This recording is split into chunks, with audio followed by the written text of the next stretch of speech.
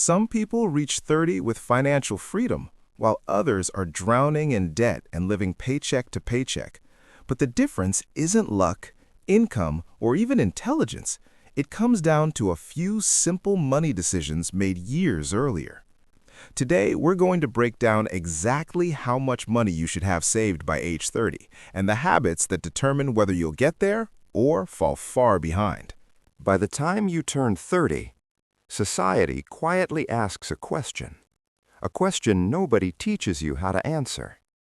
How much money should you have saved by now? Some people believe they're already behind. Others feel completely lost.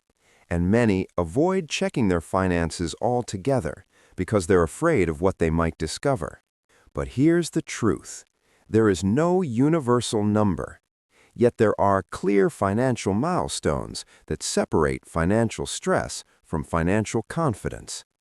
Today, we'll break down exactly how much you should realistically have saved by age 30, why most people misunderstand savings goals, and the step-by-step roadmap to catch up, even if you're starting from zero. Because turning 30 isn't a deadline, it's a financial turning point. Welcome to Blueprint of Success, where financial clarity replaces financial confusion. The internet has created a dangerous illusion that by age 30 you should already have life figured out. A perfect career, a perfect income, perfect savings. But real financial life doesn't work like social media. Most people spend their 20s learning through mistakes, student loans, career changes, low starting salaries, unexpected expenses. So before we talk about numbers, we must understand context. Savings goals only make sense when measured against reality. Age 30 matters for one powerful reason: time. Not income, not intelligence, time. Money invested at 30 has decades to grow. Money delayed loses its greatest advantage: compounding. A small decision today can multiply for 40 years, and that's why this age becomes financially important. Not because success must happen now, but because direction must be chosen now. Many financial planners use a simple guideline.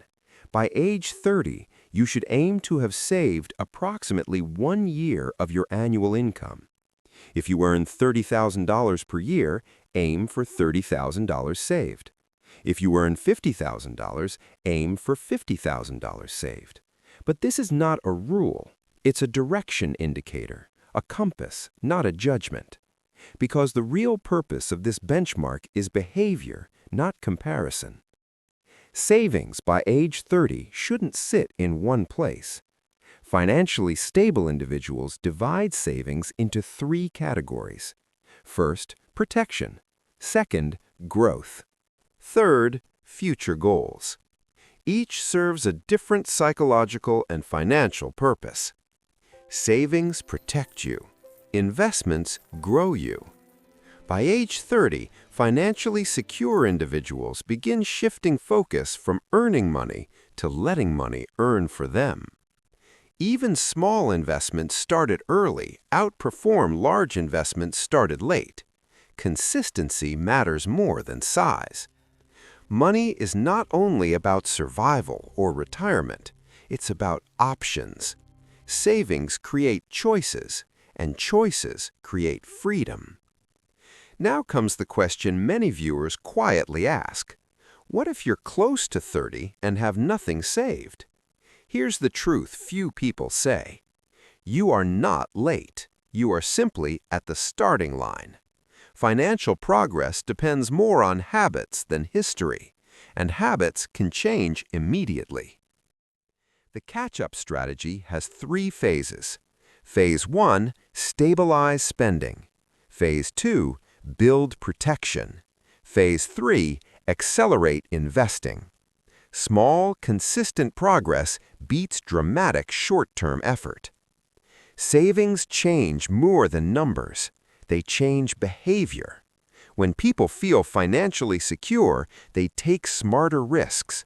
Make calmer decisions. Think long-term. Money reduces stress not because of luxury, but because of certainty. Time multiplies effort. Starting earlier often matters more than earning more. This is why age 30 becomes a powerful checkpoint, not an ending, a beginning with urgency. Time multiplies effort. Starting earlier often matters more than earning more. This is why age 30 becomes a powerful checkpoint, not an ending, a beginning with urgency. One of the biggest mistakes people make when thinking about savings goals is assuming everyone should reach the same number. But savings are not measured in absolute dollars. They are measured in financial behavior relative to income. Let's look at realistic examples. Imagine someone earning a modest income. Their priority is survival first: rent, food, transportation. For them, success by age 30 may look like no high-interest debt, a small emergency fund, consistent saving habits. Even saving a few $1,000s represents discipline and stability. Because financial success begins with control, not scale. For an average income earner, the goal becomes clearer. By age 30, they may aim for 3 to 6 months emergency savings, retirement or investment accounts started, around 1 year of income saved across accounts. Not perfection, progress. Higher income creates opportunity, but also danger. Many high earners still live paycheck to paycheck because expenses expand with income. Financial stability at this level depends on restraint. Because wealth grows from the gap between earning and spending, not income alone. Think of savings like a pyramid. The base must be strong before the top can exist. First comes protection, then growth, finally wealth. Skipping levels creates instability. Building slowly creates permanence. Most financial delays happen during the 20s. Low starting salaries, trial and error careers, learning independence. These years are expensive learning periods, and that's normal. The danger isn't starting late. The danger is never starting intentionally. Turning 30 often creates a psychological shift. People begin asking deeper questions. Where is my life going? Am I financially secure? What will the next decade look like? This moment can create anxiety or clarity, depending on the decisions made next. The first step toward financial confidence is awareness. You cannot improve what you do not measure. Calculate 3 numbers: your monthly expenses, your total debt, and your total savings. Clarity removes fear, because uncertainty is often more stressful than reality. Successful savers remove decision-making from the process. Automation turns saving into a system instead of a struggle. Start small. Even 5% of income builds momentum. Consistency matters more than intensity. High-interest debt silently destroys wealth. Before aggressive investing, focus on removing financial drag. Every dollar of interest avoided becomes guaranteed return. Debt freedom increases financial breathing room immediately. High-interest debt silently destroys wealth. Before aggressive investing, focus on removing financial drag. Every dollar of interest avoided becomes guaranteed return. Debt freedom increases financial breathing room immediately. Many people delay investing because they believe amounts are too small, but investing teaches behavior, and behavior creates long-term success. Starting small builds confidence and knowledge. Waiting builds regret. Savings protect your present. Investments build your future. Both are necessary. Too much safety limits growth. Too much risk removes stability. Financial balance creates peace of mind. Money saved changes how you experience life. You negotiate jobs with confidence, handle emergencies calmly, make decisions based on goals instead of fear. Financial security is emotional freedom disguised as numbers. By age 30, perfection is not required, but direction is. The true milestone is not a number in your account. It is becoming a person who manages money intentionally. Financial progress often begins invisibly. Small decisions repeated daily reshape identity, and identity shapes destiny. You stop reacting to money and begin directing it. By age 30, guessing is no longer a strategy. You need a repeatable formula. Here is a simple structure many financially stable individuals follow.